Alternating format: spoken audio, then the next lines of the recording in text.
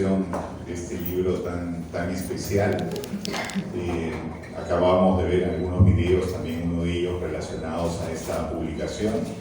Mi nombre es Nelson Alvarado, soy gerente de la Fundación BBVA y conversaba minutos antes con Carmen cuando nos encontramos en una sala contigua a este auditorio. Carmen me dice, por fin nació la criatura, porque realmente ha sido un proyecto muy bonito, un proyecto con muchos retos. En su momento lo hablamos con Carmen, recuerdo, a través de un Zoom en plena pandemia, ella con el entusiasmo que la caracteriza, hablando de este hallazgo de Cortegana, que estaba además custodiado por la Biblioteca Nacional de Perú, Fabiola también incluida, y el grupo de investigadores con Marcel en la Universidad de San Marcos. Entonces fue un proyecto que para la Fundación, que tenemos esta relación con la cultura y con la educación tan estrecha durante tantos años, precisamente a nosotros nos ha venido bien este lanzamiento porque es el mismo año en el cual la Fundación cumple 50 años de fundada apoyando la educación y la cultura. Sin embargo, este era un proyecto que estaba pensado en principio para el proyecto bicentenario. Es historia del Perú, era lógico que viera la luz en los 200 años de la independencia para celebrar, pero sabemos cómo es nuestro Perú, cómo es el país. Tenemos que estar acostumbrados también a lo que ocurre, y así fue. Y sin embargo, seguimos adelante con el proyecto, con algunos retrasos, pero siempre de la mano de Carmen, de Marcel, de la biblioteca, y finalmente el producto está aquí para todos ustedes. Y además lo importante es que tiene también una versión virtual que va a estar a disposición de todo el público, lo cual lo hace mucho más valioso. Para la Fundación realmente es un honor compartir hoy la mesa con tan distinguidos invitados. Un saludo, por supuesto, cordial a Fabiola, a Carmen, a Marcel. Muchas gracias también por permitir que la Fundación BBVA forme parte de este proyecto. A nosotros lo que nos motiva es tener la posibilidad de poner material educativo, cultural a disposición de todos los peruanos. Ese ha sido el único motivo, digamos, que nos ha movido a rescatar esta obra tan importante. Ya las anécdotas, que son muy sabrosas, muy graciosas de lo que ha ocurrido y de lo que cuenta el propio Cortegana, van a correr a cargo de Marcel y de Carmen. No se impacienten, a mí me toca dar las palabras un poco más ceremoniosas, institucionales, aburridas, pero pronto se van a divertir. No lo quiero cansar más, simplemente agradecer. Y agradecer también a la Fundación BBVA por la oportunidad de estar aquí en este 50 aniversario. Muchas gracias.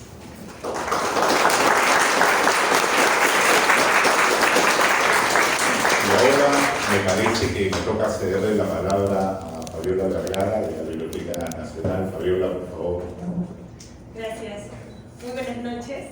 Es un honor para mí, como jefe institucional de la Biblioteca Nacional del Perú, participar en este evento que nos congrega para dar a conocer parte de nuestro patrimonio bibliográfico, ¿no?, a través de la historia del Perú de Juan Basilio Cortegana.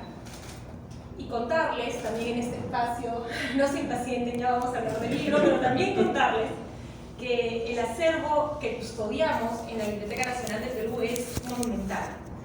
Cubre un arco que va del siglo XVI al siglo XX y se constituye de libros, mapas, manuscritos, justamente, que es de donde nace esta obra, cartas, fotografías, revistas, partituras y documentos que seguimos redescubriendo y seguimos encontrando este valor extraordinario, ¿no? Por darles un ejemplo, entre tantos, contamos con 39 primeros libros impresos en Sudamérica y en el Perú. Recordar que la primera imprenta sudamericana llegó a Lima, a Perú, por supuesto, a Lima, y que se instaló además en el local que hoy ocupa la sede de la Gran Biblioteca Pública de Lima, en la cuadra 4 de Abancay. Allí estuvo la primera imprenta de Sudamérica. También, ¿no?, la Biblioteca Nacional es por ello que es la primera institución cultural de la República y también la primera en resguardar la documentación histórica y la memoria de nuestra nación. Y todo esto se inscribe en el derecho de la comunidad actual y la futura para salvaguardar nuestra herencia y disponer de nuestra memoria como información al alcance de todos los peruanos y peruanas. Y en ese sentido, los 13 tomos de la obra de Juan Basilio Cortegana conforman un material inédito hasta ahora, y la obra es un texto único, original, de la que no se tiene referencia en otra biblioteca o archivo del medio nacional o extranjero, y estos 13 tomos son materiales autógrafos escritos por el mismo autor, y que eso lo convierte ya en una rareza documental, ¿no?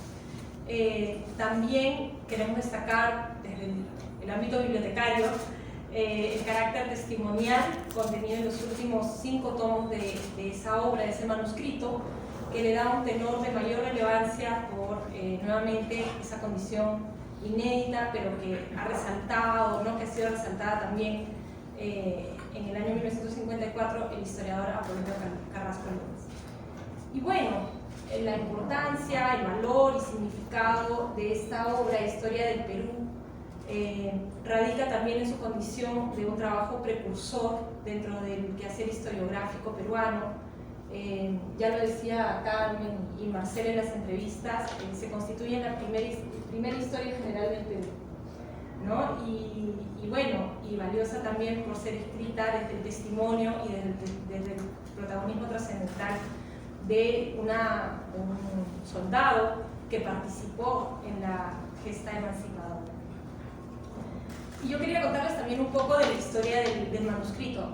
Estos 13 tomos que han sido manuscritos, que ahora se han convertido en 5 volúmenes que ponemos aquí, en realidad han tenido su historia propia, ¿no? Luego de ser escritos, pasaron del autor como herencia a su hija. Luego el manuscrito salió del país, de nuestro país, y fue a dar a manos de un librero argentino, y luego de ahí a un bibliófilo argentino, un expresidente argentino que fue Pedro Justo. Y luego, como son esas casualidades de la vida, pero un manuscrito que hablaba de la historia del Perú, ¿no?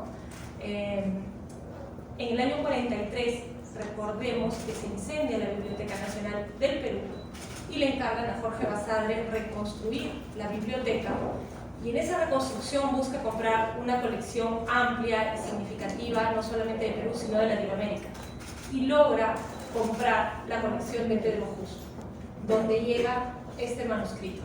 Y desde el año 45 el manuscrito se encuentra en la Biblioteca Nacional del Perú, resguardado, conservado, ha sido también digitalizado, está actualmente a disposición, el manuscrito en sí está a disposición de todas de peruanos, peruanas y en realidad del mundo, y además en el año 2021 fue declarado Patrimonio Cultural de la Nación.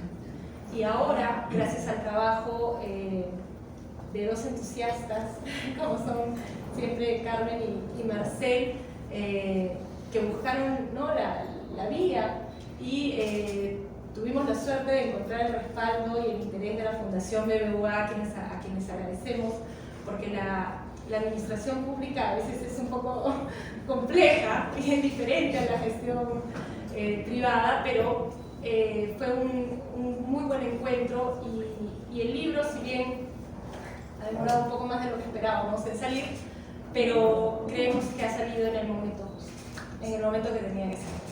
Así que para nosotros es un gran orgullo, nuevamente como Biblioteca Nacional del Perú, poner la memoria y la bibliografía peruana al alcance de todos los peruanos y peruanas. No solamente en versión impresa, sino también en versión digital, acorde a las nuevas tecnologías, y para garantizar un acceso libre y democrático y amplio. Así que solamente agradecer nuevamente el apoyo, el respaldo de la Fundación BBVA a través de Nelson, a todo el equipo con el que venimos trabajando.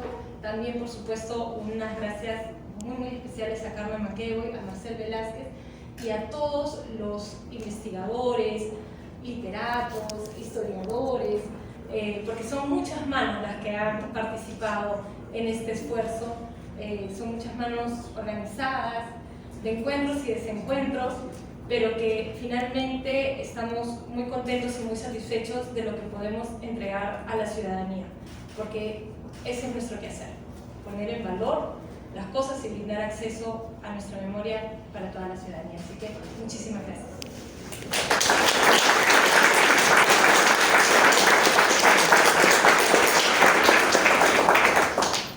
Y ahora sí le cedo la palabra a Maxi.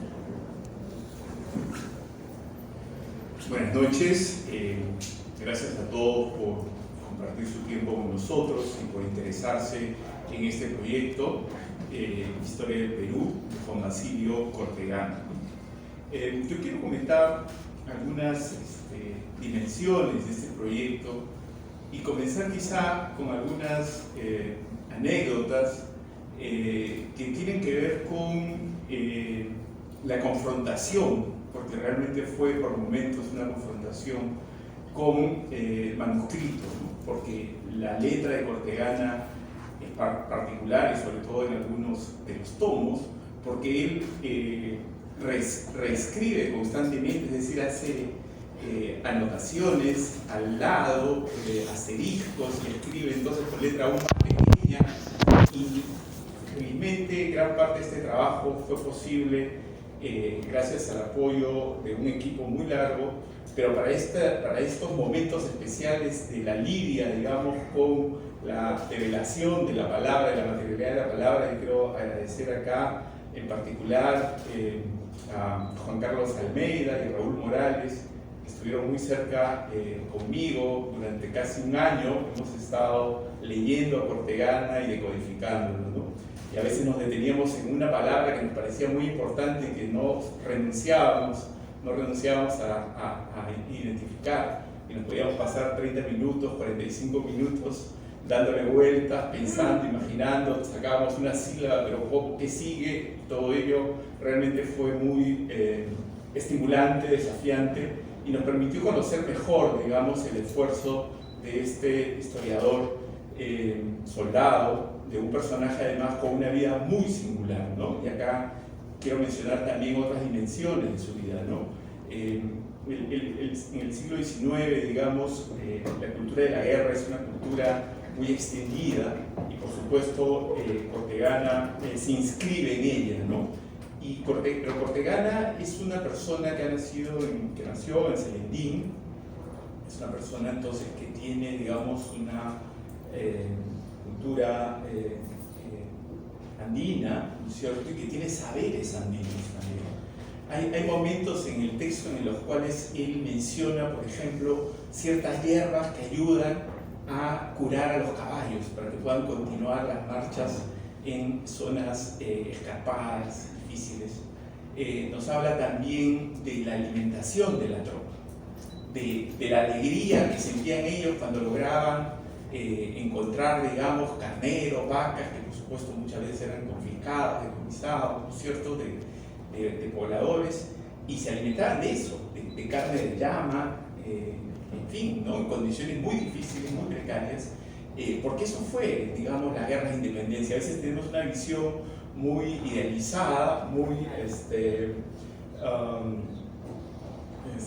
romantizada de estas guerras, ¿no? Imaginamos pues, que son ejércitos napoleónicos, todos muy vestidos, con los tambores, los pífanos, las cornetas, al unísono, ¿no? La música de la guerra y enfrentándose ellos como si fuese una gran película, ¿no? La situación, sin embargo, es otra, ¿no? Cortegana, por ejemplo, se refiere al uniforme de la tropa peruana antes de la batalla de Ayacucho, ¿no?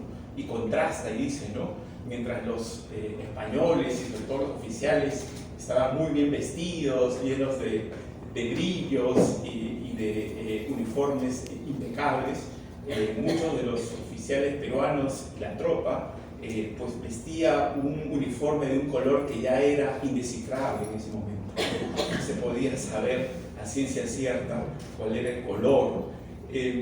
Hay toda una dimensión entonces, creo que muy valiosa de este libro, que tiene que ver con esa cultura material de la guerra, que moviliza saberes, que moviliza subjetividades, voluntades, y que de alguna manera nos permite una ventana también al mundo popular que participó en estas contiendas, que muchas veces es olvidado detrás de los grandes nombres, de los generales, de la historia más épica, que es la que convencionalmente se enseña, ¿no?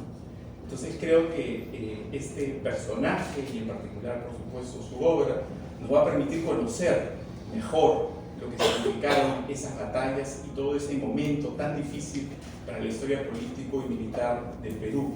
Y Cortegana tiene una voluntad de rescatar los nombres, él copia uno a uno los nombres de los soldados que participan en las grandes batallas, sobre todo la de Ayacucho, pero también la de Junín, que fue más un enfrentamiento entre caballería, como se sabe, algo desordenado, ¿no? Algunos cuestionan incluso el estatuto de batalla, pero él copia el nombre y nos cuenta, nos narra qué ha pasado con él, ¿no? Murió en batalla, sobrevivió, y en muchos casos hace notar el tradicional, ¿no?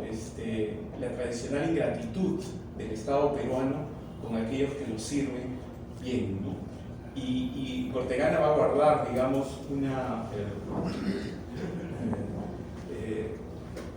un reclamo permanente contra el Estado por el tema de las pensiones, por ejemplo, ¿no? Por el tema de las promociones también, porque Sucre se encarga de que todos los que pelearon, digamos, bajo las banderas suyas, ¿no? Muchos de ellos grancolombinos, asciendan en el escalafón, pero no ocurre lo mismo con los peruanos que pelearon en Ayacucho. Y entonces Cortegana asume ese reclamo, ¿no? Y va a fundar también sociedades, la sociedad humanitaria, la sociedad patriótica, en las cuales va a tratar de cautelar por el interés de los miembros del ejército, ¿no? De sus compañeros de armas, ¿no?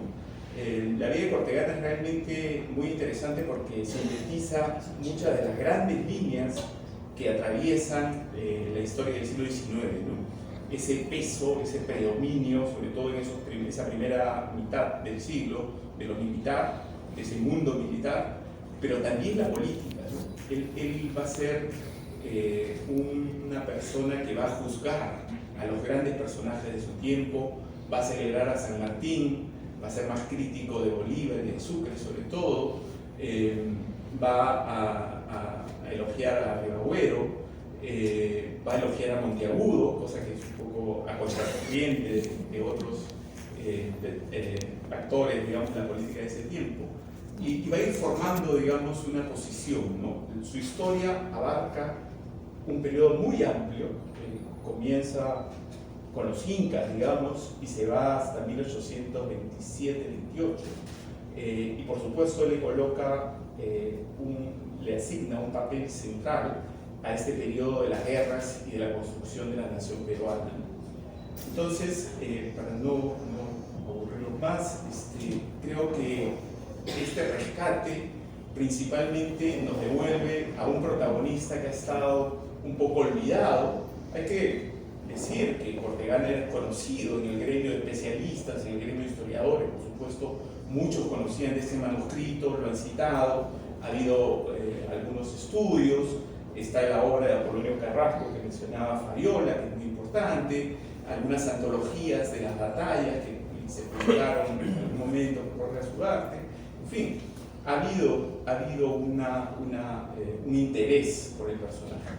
Pero esta edición tiene una finalidad distinta. Esta edición busca llegar a un público amplio, busca que la obra de Cortegana pueda ser leída desde el presente.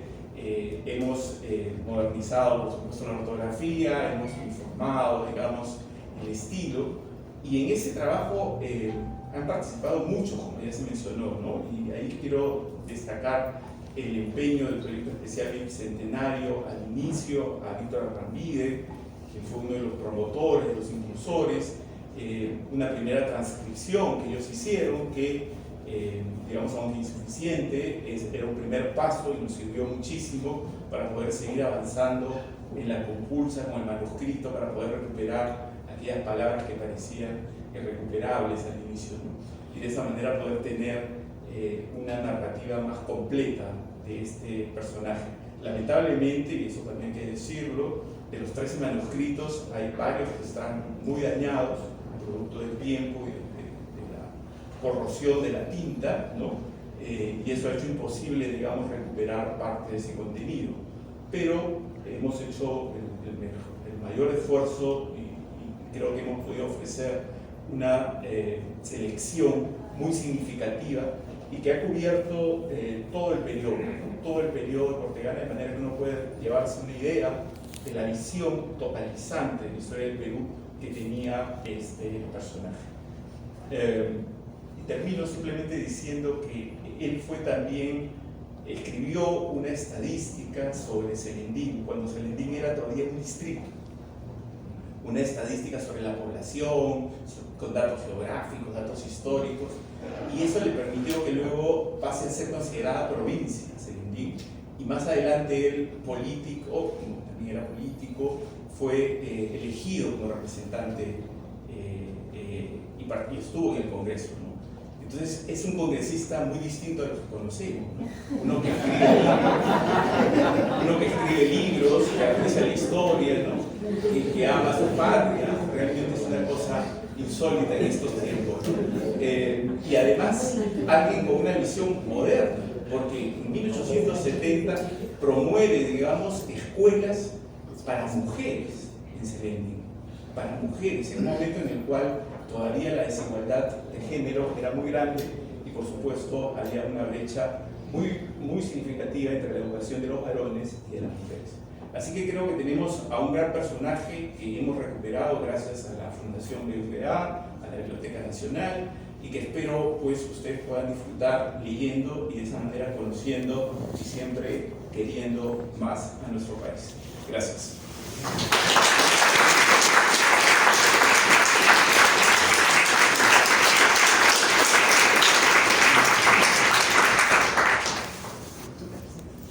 A continuación, Carmen Maqueo, que ha sido el alma del proyecto y con quien he estado muy contento de trabajar a lo largo de todos estos 2 años este rescate.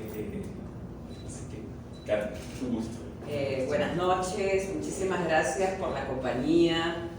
Es un día muy feliz para nosotros, es un día de celebración, de alegría, y por esta comunidad que se cuenta sus historias, ¿no? Que es algo sanador, que es algo que te eleva, que es algo que te da esperanza. En este Perú, pues, que tiene, ya no vamos a entrar en detalle, pero que es como una montaña rusa 24 horas, 7 días de la semana, ¿no? Entonces, esta especie de planicie de calma, ¿no? Donde comenzamos a volver hacia atrás y comenzamos a darle sentido a nuestra historia, yo creo que debería ser parte de una agenda posterior al tema de cómo vamos a resolver nuestra crisis. Entonces, bueno, primero que nada yo quiero agradecer a BBVA. Recuerdo ese día de verano, pandemia, ilusión de poder hacer, y Nelson desde el primer momento quedó totalmente cautivado por el proyecto, el cariño de Mercedes, el cariño de Bárbara, que debe estar por ahí, ¿no? Este equipo que era como un equipo antimotín, ¿no? Porque tantas cosas pasaron, tantos gobiernos, tantos ministros, o sea, era pues como que estábamos en medio de una suerte de niebla de la guerra, ¿no? Un poco con Cortegana ahí íbamos llevándolo, pero la situación pues no era de las mejores, no era como un batallón que iba en cámara lenta y de un momento a otro una bomba y tenía que parar. Entonces ha sido muy difícil, pero por otro lado nos ha enseñado muchísimo de la resiliencia del propio Cortegana y de la resiliencia del Perú, ¿no? Yo creo que esa es la lección a recuperar. Y cómo Cortegana vive también momentos como el nuestro, o sea, la vida de él, la anarquía, el colapso del Estado Guanero, el ajusticiamiento de los Gutiérrez en la Plaza de Armas, o sea, el asesinato de Malta, bueno, no ve la Guerra del Pacífico, pero digamos que son décadas terribles. Y cómo él apuesta por la memoria y por la comunidad, ¿no? Lo que dice Marcel, y por el amor al Perú. yo creo que es algo que está ahí presente, ¿no? O sea, 16 años, 15.000 páginas que se pierden. O sea, ¿qué más azarosa puede ser nuestra historia, ¿no? Y cómo se ejemplifica en la vida del propio escritor, ¿no? Y como yo estaba diciendo en una de estas entrevistas que hemos tenido, en algún lugar del universo, Cortegana dirá, qué suerte, la Biblioteca Nacional, consiguieron un sponsor, regreso, en un momento tan importante. Yo creo que estoy totalmente de acuerdo con Fabiola, este es el momento para que vuelva. Y estamos camino al Bicentenario de Ayacucho, que es justamente el momento sobre el cual él quiere reflexionar. Entonces, agradecer a Fabiola, a la Biblioteca Nacional, a nuestra Biblioteca Nacional, con un edificio espectacular, como muy bien lo ha dicho Fabiola, volúmenes incunables, tuvimos tragedia y media, se salvó Cortegana, si hubiera estado en el incendio, probablemente estuvo bien que se fuera a Argentina por una temporada, porque si se quedaba se quemaban sus 15.000 páginas, sus 5.000 páginas, ¿no? Entonces por alguna razón viajó para regresar, ¿no? Esa historia, como dice Basadre, el azar en la historia, eso es lo que nos ha correspondido a nosotros. Y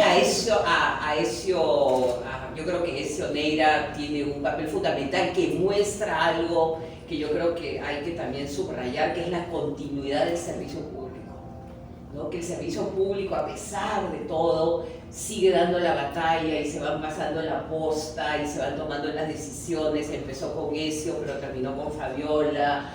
Todo el tema jurídico, que bueno, fue otro para un libro, pero bueno, salimos, fuimos sorteando una serie de obstáculos. Y bueno, Marcel, gran compañero, no solamente de la campaña cortegana, o sea, hemos estado en las aulas itinerantes, nos hemos ido al Cusco, llevando estudiantes en Antonov, con los profesores de diferentes provincias del Perú, ¿no? Entonces nos tenemos muchísimo cariño y trabajamos muy bien en equipo, ¿no? Yo creo que el tema acá también, y yo creo que Marcel lo ha manifestado, es el tema del equipo, ¿no? Armar equipos de trabajo, que yo creo que es algo que todavía nos falta lograr, ¿no? Hay mucho personalismo, hay mucho, no, por aquí, por allá, qué nombre va a aparecer, quién sale en el titular, eso no importa. O sea, lo que importa, y por eso que este libro es fantástico, porque acá lo importante es el nombre de él. O sea, es Cortegana al que estamos en este momento celebrando, ¿no? Entonces el equipo es el colectivo que eleva a un peruano y lo pone contigo, porque te está llevando, así como él pues se va desde el Imperio Incaico hasta Ayacucho, ese sentido de la continuidad en el tiempo, ¿no? Donde tú eres un eslabón, pero no eres lo más importante de esta cadena, ¿no? Si tú recuperas a toda la cadena, te fortaleces de una manera impresionante, ¿no? Entonces, quisiera ir para un poco escuchar su voz, quisiera ir a la dedicatoria de este libro, que es para mí extraordinaria. O sea, en la dedicatoria del libro yo creo que tenemos un poco el propósito de Cortegana, tenemos probablemente una dedicatoria que escribe a posteriori, ¿no? Como se escriben cuando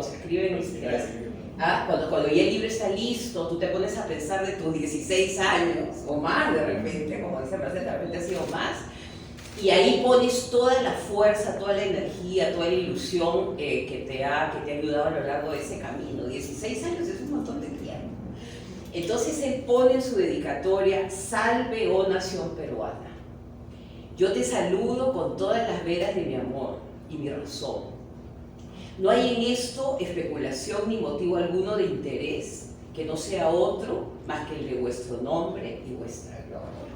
O sea, yo he trabajado para el Perú. Desde que nací tuve conocimiento de que en el suelo peruano había visto la luz primera y de que este suelo, dotado por el cielo de una naturaleza rica y deliciosa, era mi patria. Cuántas gracias no le he tributado a este mismo cielo por don tan inefable que con su bondad me ha favorecido a la par que a toda la nación peruana. Es decir, los que compusieron el Imperio Incaico, que ya no existen más que en sus descendientes después del Imperio del Coloniaje, cuya sal. Entonces comienza a ser este eslabonamiento, este encadenamiento. que es un trabajo de abstracción, ¿no? Es un trabajo que, como lo hemos mencionado con Marcel en otros lugares que nos han entrevistado, él no es un historiador profesional, ¿no? Él está trabajando en la larga duración de Brodel, él está trabajando pues como los grandes historiadores, Toynbee, ¿no? Que tratan de ver con un sentido de la historia, y esto lo hace pues solito en una casa de Palermo.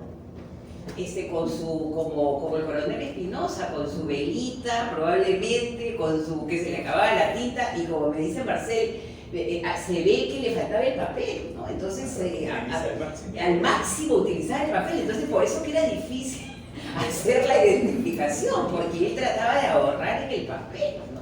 Viviendo de una pensión, no siendo parte de la casta guanera, y ahí en los márgenes están los peruanos, esa mayoría silenciosa a la que él pertenece, que quieren servir al Perú, ¿no? Y yo creo que ese es un gran mensaje, ¿no? Toda la primera parte en la que él básicamente quiere servir al Perú. Y después hace otro comentario que a mí como historiadora también me pareció fascinante, que dice el tiempo que todo se lo lleva. Entonces él es consciente de que todos estos actos, todo este sacrificio se lo lleva el tiempo.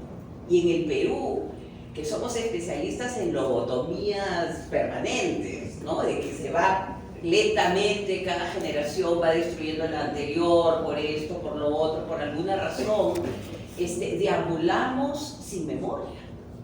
Entonces él apela a eso, él sabe que todo se lo va a llevar el tiempo, que todo va a ser resuelto por el tiempo, que es, digamos, nuestro gran enemigo, ¿no? el que se va llevando las cosas de una manera acelerada, y él se propone pelearse con el tiempo, ¿no? Con Cronos, ¿no? Se propone pelearse con el tiempo y jugarle al tiempo, digamos, esta partida en la cual él va a dedicar buena parte de sus horas a escribir, ¿no? A escribir y a condensar sus recuerdos, pero al mismo tiempo, como lo menciona muy bien Marcel, a leer a los clásicos, a conversar con ellos, ¿no? Que en algún momento alguien me preguntaba, pero ¿qué pasa? ¿Por qué, a pesar de tener estas mentes tan brillantes, ¿no? Y pensamos en el Mercurio peruano, pensamos en todos estos peruanos que en un primer momento pues muestran el amor al Perú?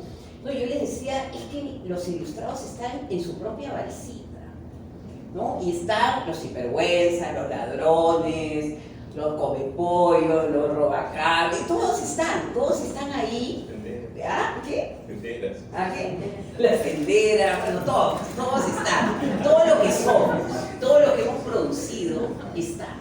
Pero esta balsa ilustrada también existe, ¿no? Y es fuerte porque siempre está produciendo personajes que no terminan de sorprendernos, ¿no? La otra vez estábamos conversando con Marcel sobre Hipólito Unanue, sobre la hoja de coca, lo que hace toda una disquisición, y creo que incluso consume la hoja para explicar los efectos. Entonces, pero solamente hoja de coca en el Perú, solamente Hipólito Unanue en el Perú, solamente Garcilaso en el Perú. O sea, hay como personajes únicos que produce esta sociedad tan llena de conflictos, no siempre un vórtex, pero un vórtex que produce. Yo creo que ante el desafío del vórtex aparece pues lo que Paul Gutenberg dice, el desarrollismo peruano del siglo XIX, o sea que sale después con Prelich, la sustitución de importaciones se creó en el Perú porque el guano se estaba comiendo la economía peruana, ¿no? Entonces yo creo que Cortegana pertenece a ese estilo, ¿no?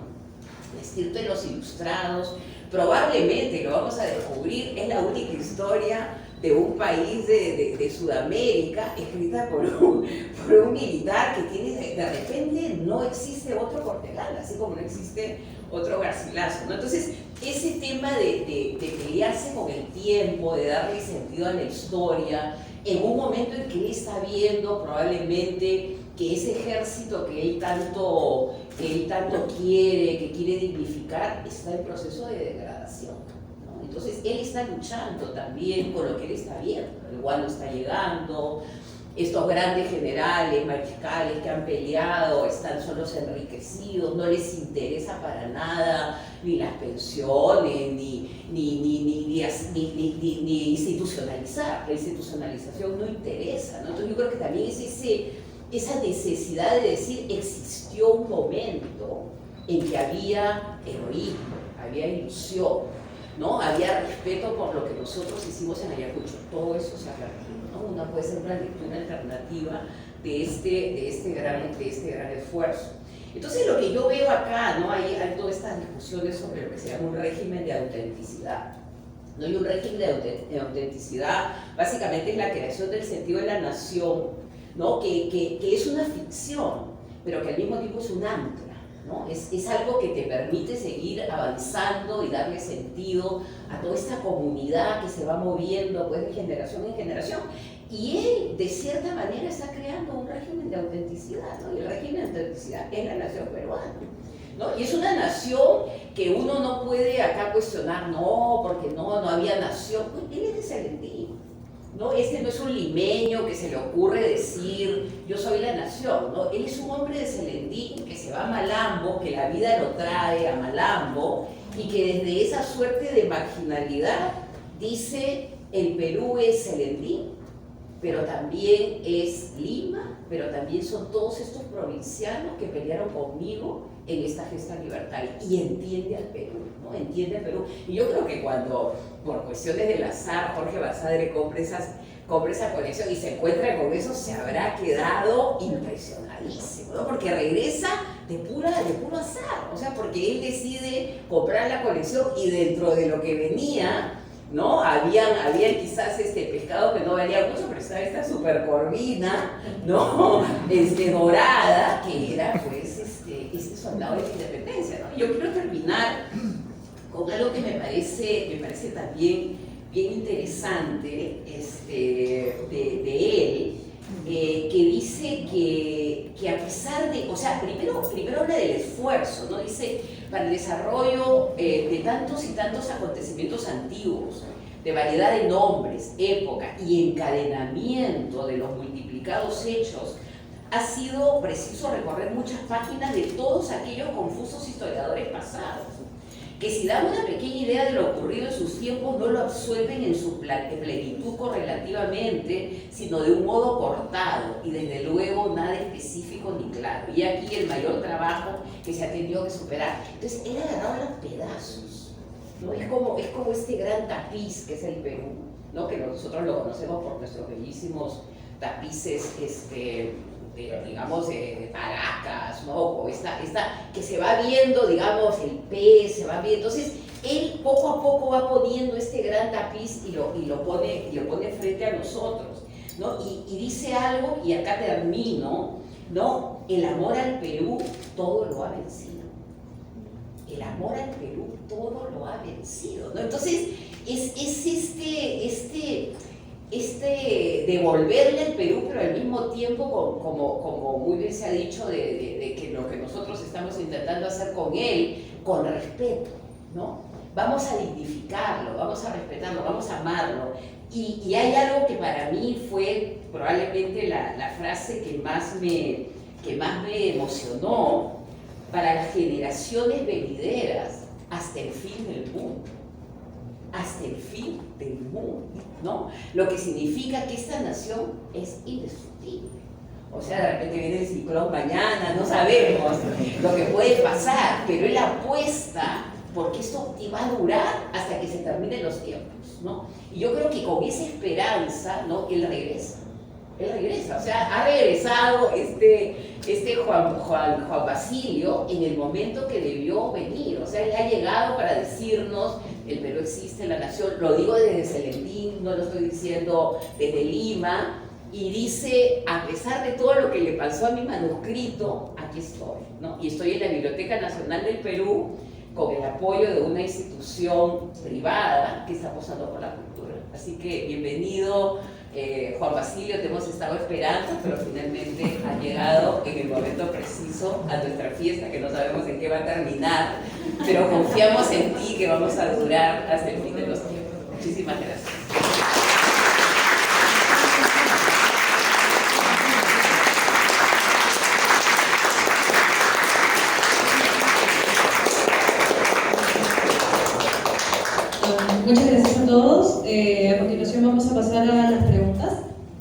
La primera es hecha por Ayan Arteaga. ¿Qué nuevos hallazgos aporta el libro a la historiografía tradicional? Yo quiero, antes de contestar directamente la pregunta, también destacar que en esta colección hemos incluido estudios de historiadores, de especialistas en el periodo y en la obra de Cortegana, ¿no? Entonces, Juan Antonio Lang, Gustavo Montoya, Nelson Pereira, han ofrecido, digamos, estudios preliminares que nos ayudan a comprender mejor la dimensión historiográfica de Cortegana y también, por supuesto, esta época tan conflictiva, tan compleja, que es esas décadas iniciales de la República, ¿no? Entonces, a ellos también nuestro agradecimiento y en general a muchísima gente que ha participado en el proyecto. Creo que el punto principal de Cortegana es que él ha construido pues, un texto que está formado sobre otros textos, ¿no? Él es un historiador que, como bien recordaba Carmen, se alimenta de muchísimas fuentes, ¿no? Garcilaso de la Vega, Juan de Velasco, Marmontel, García Camba, Torrente, las memorias de Miller, solo por mencionar los más citados, los más parafraseados, porque él sintetiza y condensa lo que lee y luego lo vuelve en su escritura. Y a veces va marcando diferencias, ¿no? Por ejemplo, corrige a Miller, dice, no, eso no fue así como dice en sus memorias, porque yo estuve y yo vi y las cosas ocurrieron de otra manera, la tropa se movió hacia la izquierda o no retrocedió, etc., ¿no? Entonces va corrigiendo. Y cuando utiliza, por ejemplo, a historiadores españoles, que lógicamente tienen una mirada celebratoria del ejército realista, él cambia, ¿no? Los adjetivos, los invierte, ¿no? Pero está usando la fuente de ese historiador para cosas que han ocurrido en lugares donde él no estuvo, digamos, ¿no? Es decir, todos los procesos, por ejemplo, en el Alto Perú, ¿no? Entonces, es un escritor que se alimenta, digamos, de muchísimas fuentes. Hay una gran intertextualidad en su obra, pero quizá el mérito, además de lo que ya se destacó, que es esta confianza indeclinable en la nación peruana, es que nos ofrece por primera vez una historia totalizante, ¿no?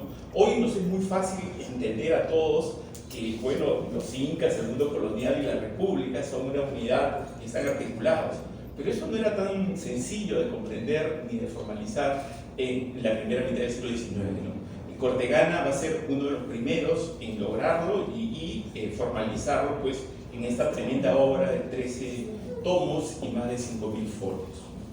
Esa sería la respuesta. Segunda pregunta por Javier Mujica. ¿En qué corriente de la historiografía de su época se inscribió Cortegana y a qué público se dirigía su obra?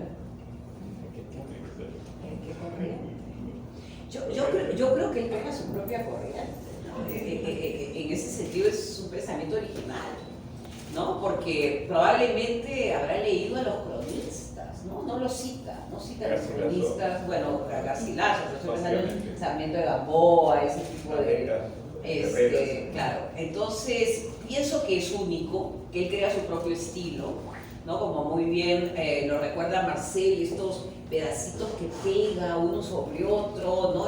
Va enriqueciendo la obra a medida que va corriendo el tiempo. Entonces él es una autoridad, ¿no? Yo creo que en ese sentido mucho del pensamiento peruano nace de esta situación de ser autodidacta, ¿no? Estás tú conversando contigo mismo, una cosa como tipo Montaigne, ¿no? De que vas haciendo la obra, pero al mismo tiempo te estás preguntando sobre ti mismo, ¿no? Entonces la obra y tú están conversando y se van modificando una a otra. Esa sería, digamos, la primera parte de la pregunta. Y la segunda, su público. Esa es una muy buena pregunta, ¿no? Porque si solamente es una copia, que es la que se va a Argentina, pensaba que alguien se la iba probablemente a publicar, esto era un borrador, que estaba en busca de un editor, alguien le dijo escribe y posteriormente el proyecto se fue, digamos, al agua, ¿no? Esas son preguntas que quedarían por resolver, ¿no? Porque yo no creo que haya invertido tanto trabajo para que solamente lo lea él y sus amigos, porque de repente incluso lo circuló para que se lo leyeran, ¿no? Entonces, probablemente era un proyecto, ¿no? Pero también tenemos que pensar que todas esas décadas, es como nosotros siempre pensamos que estamos viviendo como la gran odisea, pero yo creo que el Perú ha vivido de odisea en odisea, ¿no? Y si tú te pones a pensar en la década de los 30, bueno, él empieza en los 40, ¿no? Pero ahí nomás viene la guerra civil, hay 2 guerras civiles en esa década, está el convencionalismo, después regresan los conservadores, Castilla lo sacan los liberales, después vienen los 60, que es la crisis, ya comienza a entrar en crisis el modelo banero, la guerra contra España, ¿no? Entonces es como que uno está escribiendo, bueno, un poco lo que hemos hecho nosotros con el proyecto, la suerte que teníamos un mecenas. Pero ¿qué hubiera pasado si Marcelo y yo estábamos en esto y pasaba todo lo que iba pasando? Nos quedábamos con nuestra edición, ¿no? Entonces pensar que tal vez había un proyecto mayor, ¿no? Que estaba esperando ahí y aparte pues eso costaba mucho dinero, ¿no? Entonces pienso que probablemente él quería que llegara una audiencia, pero por alguna razón eso no ocurrió.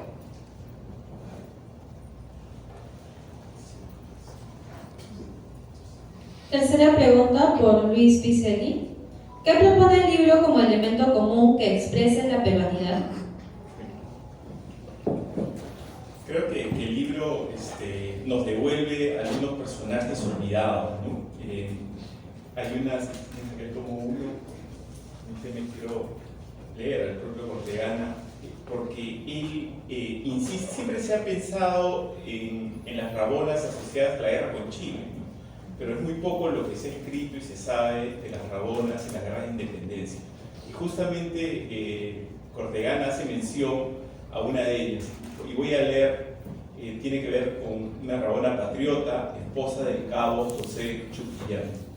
Este cabo, que era de la segunda compañía, entonces leyendo Cortegana, ¿no? Llevaba siempre consigo a su mujer, que fielmente y con resignación y sufrimiento hacía a pie todas las jornadas de marcha que vencía el batallón. Era de casta mestiza y se llamaba Jacinta, natural de la provincia de Huamachuco, la misma que se halló en Junín, Corpahuayco y la batalla de Ayacucho, demostrando mucho entusiasmo, mucho valor y también alentando a su marido y a los soldados, y por consiguiente sirviendo a todos los que caían heridos y alcanzando agua a los sedientos que con ansia le pedían ese refrigerio.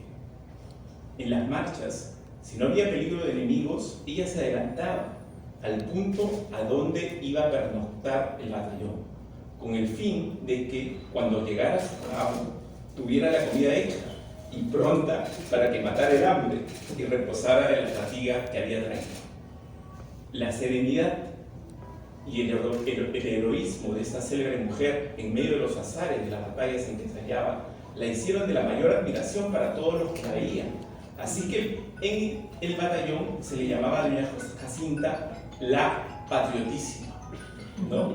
Entonces creo que este libro nos devuelve ese tipo de personajes completamente olvidados en la historia oficial y que sin embargo fueron claves para lograr, digamos,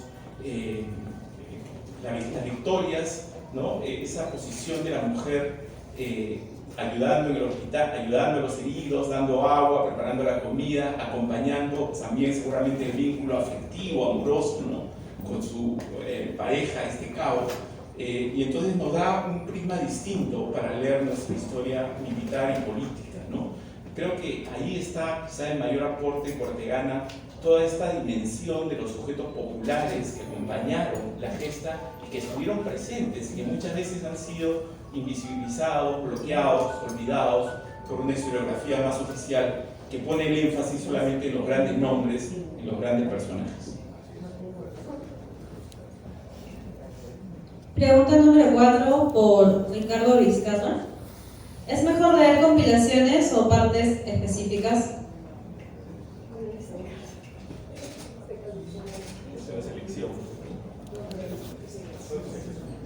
Bueno, a ver si entiendo el sentido de la pregunta. Los 13 manuscritos, por supuesto, están ahí a disposición de quien quiera leerlos, incluso están digitalizados por la biblioteca, pero es una lectura difícil. No sé si tenemos unas imágenes para que han podido ver cómo es el manuscrito propiamente. No es una lectura para todos, digamos, ¿no? Va a exigir mucho aquel que quiera leerlo, pues ahí, por supuesto, el que quiera intentarlo, adelante. Pero lo que hemos hecho nosotros es una selección en 5 volúmenes, tratando de identificar aquellas unidades narrativas más significativas, más originales, donde la voz de Cortegana resonaba con más fuerza, con más originalidad. Entonces, esta nueva edición, digamos, permite ese ingreso al universo de Cortegana de una manera mucho más fácil y accesible, ¿no? Entonces, yo creo que cumplen funciones distintas, ¿no? Por un lado está el texto completo para aquel que quiera enfrentarse con él, y por otro lado tienen esta selección, que es una selección crítica, con notas, con estudios preliminares, que va a ayudar a comprender al personaje y a su obra.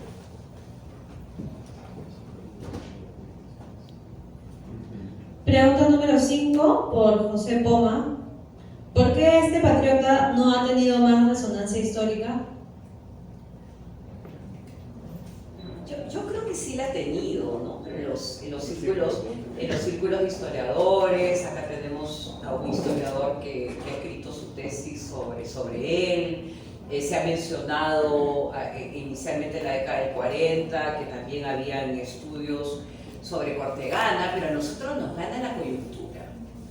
A nosotros nos va ganando el día a día, nos va ganando miles de historias, ¿no? Es como Pedro Camacho, ¿no? Pedro Camacho, cada día hay la tía Julia y Pedro Camacho, y cada día pues hay unas historias turbulentas, ¿no? Al final termina el Estadio Nacional, creo que hay una catástrofe. Entonces, y nosotros lo sabemos, porque ahora eso se ha intensificado, ¿a quién le puede importar, Juan Basilio, si tienes en la coyuntura cosas que tú consideras que son pues ya definitivas, y tampoco son definitivas, ¿no? Entonces, yo pienso que eso ha sido parte, ¿no? del olvido, y así como él hay muchísimos personajes que han sido olvidados. Y por otro lado, que yo creo que acá hay algo que también hay que relevar, es de que ahora el Estado peruano lo ha recuperado, ¿no? Es la Biblioteca Nacional del Perú, ¿no? Entonces solamente un esfuerzo de esa naturaleza puede tener una publicidad de esta magnitud, ¿no? Entonces se presenta digamos, en la Católica, con la Biblioteca Nacional, con nuestro esposo. Entonces esto ya adquiere una dimensión como la que él pretendía, ¿no? Era la historia del Perú lo que le estaba. Entonces yo creo que se han ido dando, a pesar de todas nuestras crisis, se ha ido dando una construcción del Estado peruano, ¿no?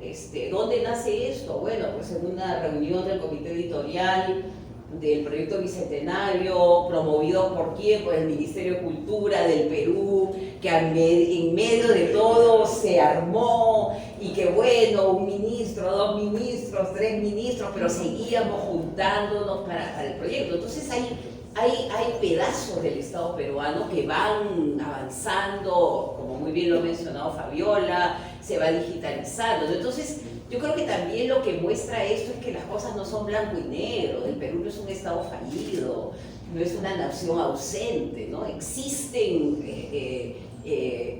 plataformas, ¿no? Existen plataformas. Entonces, probablemente esa plataforma, y volviendo a la pregunta, no se dio, pero ahora justamente en el Bicentenario, con Ayacucho a la vuelta de la esquina, va a tener mucha más presencia a nivel nacional, y yo creo que esto se tiene que llevar pues a las provincias. Lo bueno es que está digitalizado, en Selendín tiene que haber una presentación, ¿no? Entonces ya ir pensando en este Perú territorializado, que él lo entendía, ¿no? Porque él ha caminado el Perú junto con esta Rabona fantástica que se iba por delante para tener la comida caliente. O sea, qué cosa impresionante, ¿no? Entonces yo creo que todas estas historias se tienen que volver a contar, ¿no? De cara al momento de nuestra independencia real, ¿no? Porque ya con Ayacucho cae el bastión colonial en Sudamérica. muchas gracias a todos por haber asistido. Como bien lo mencionaron, pueden acceder de manera online por medio del QR, poniendo la foto y dándole al QR. Y vamos a pasar a un pequeño brindis ahora, terminando esto, que es justo afuera en el hall del Centro Cultural. Muchas gracias.